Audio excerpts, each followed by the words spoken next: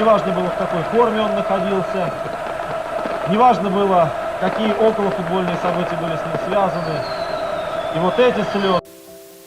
Après la mort de Diego Maradona, j'ai découvert une vidéo rare, un discours de Maradona. Et ce qu'il va dire dans cette vidéo va te laisser sans voix.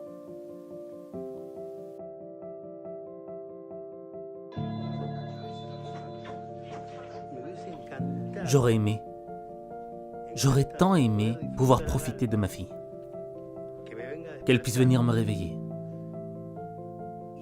sans que j'aie peur d'elle. Elle s'approchait de son papa et... Pourquoi ? Parce que je dormais complètement shooté. Janina me collait une gifle et je ne sentais rien. J'étais raide. J'aurais été plus que comblé de voir grandir mes filles comme elle. J'envie Claudia. Je suis 100 fois plus beau qu'elle, mais bon. Ce qui nous différencie, c'est qu'elle a vécu ce bonheur avec Dalma et Giannina. Aujourd'hui, je vois tout ça à travers les vidéos que me montre Claudia, ma femme. Et je me dis, regarde ce gâchis. Mais quel con j'ai été de passer à côté de ça.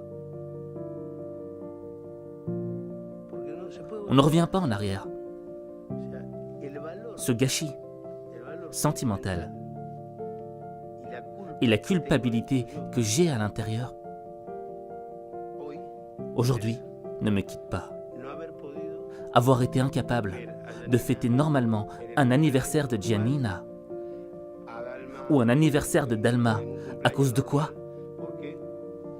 Parce que je commençais la fête et je partais me shooter. Je ressentais quoi ? Rien. Je savais que c'était mes filles, mais je ne sentais pas qu'elles étaient près de moi, que je pouvais les serrer fort. Elles s'étaient rendues compte que leur père était un toxico. Dalma, je l'embrassais et elle faisait ça. Par contre, avec la petite grosse, avec la petite, rien n'a changé. Elle me faisait des câlins, elle s'allongeait près de moi. L'autre, non. Quelle sincérité. Quelle sincérité de Maradona. Tu vois, le gars avait un mal en lui. Il était toxico, d'accord ? Et il le savait. Mais il était sincère avec lui-même. Tu vois, il savait ce qu'il était. Il savait les erreurs qu'il faisait. Et si on fait le parallèle avec nous, avec nos vies, on a tous une drogue. On a tous un démon qui nous suit. Un démon dans lequel on va se réfugier. Alors, pourquoi Maradona allait se réfugier dans la drogue ? Parce qu'il voulait masquer un autre mal.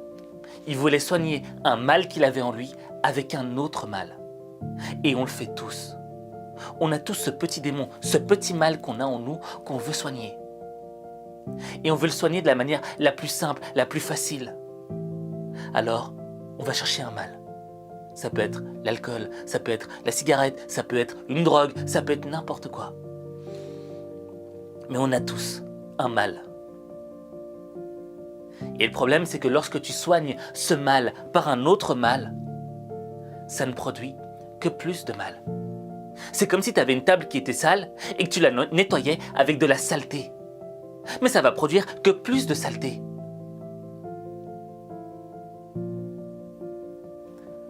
Et le problème, c'est que ce mal, sur une courte durée, il te fait du bien.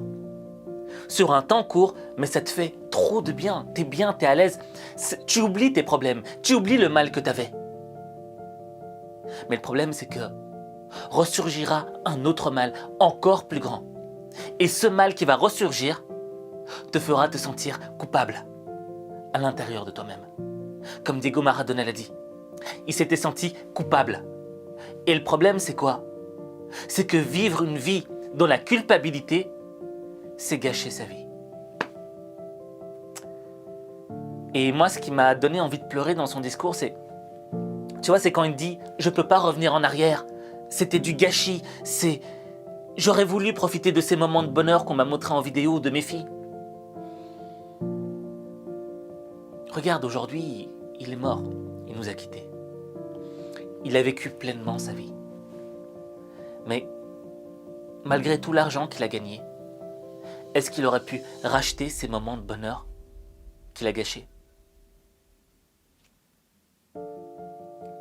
Selon toi, est-ce que l'argent peut acheter le bonheur? Certes, il contribue à la vie matérielle, mais le vrai bonheur, c'est quoi? Je pense qu'il y a deux types de bonheur. Il y a le premier bonheur qui est celui où tu te surpasses, où tu fais quelque chose que tu pensais impossible. Et quand ça réussit, mais t'es heureux, tu dis « Oh, je pensais pas que j'en étais capable, mais je l'ai fait ». Ça, c'est le premier type de bonheur. Et le deuxième type de bonheur, c'est quoi? C'est le bonheur que nous procurent les gens qu'on aime. Vivre avec les gens qu'on aime. Et tu vois, il y avait une étude américaine qui était sortie et qui avait dit que, tu vois, ils avaient étudié la vie de plusieurs personnes, tu vois, de leur naissance jusqu'à leur mort. Et ils avaient pris conscience que les gens qui étaient les plus heureux étaient les personnes qui étaient toujours entourées, qui avaient une vie sociale riche. Donc c'était pas l'homme le plus riche du cimetière, c'était pas l'homme le plus talentueux qui était le plus heureux, non. C'était celui qui avait une vie sociale riche.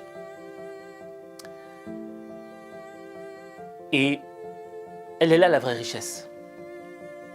Aujourd'hui, on vit dans une société artificielle, virtuelle.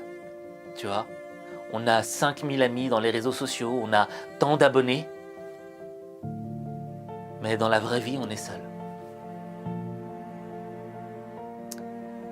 Mais la vraie vie, c'est celle-là qui compte, pas la vie artificielle.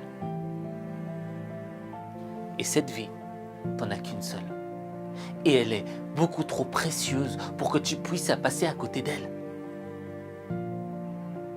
Vivre sa vie, c'est vivre sa vie pleinement.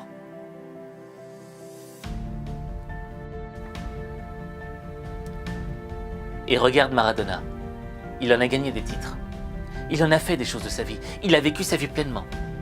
Mais peut-être que le seul problème, c'est que sa vie n'était pas équilibrée. Et je pense que la réussite d'une vie, c'est avoir le bon équilibre. Un peu de ci, un peu de famille, un peu de passion, un peu de ça, un peu de ça. On ne peut pas rester juste sur une seule chose. Parce que ce serait égoïste. Donc,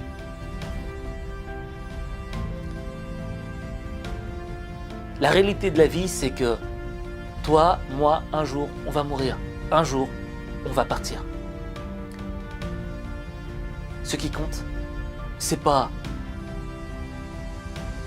la mort, mais c'est la manière dont on va mourir.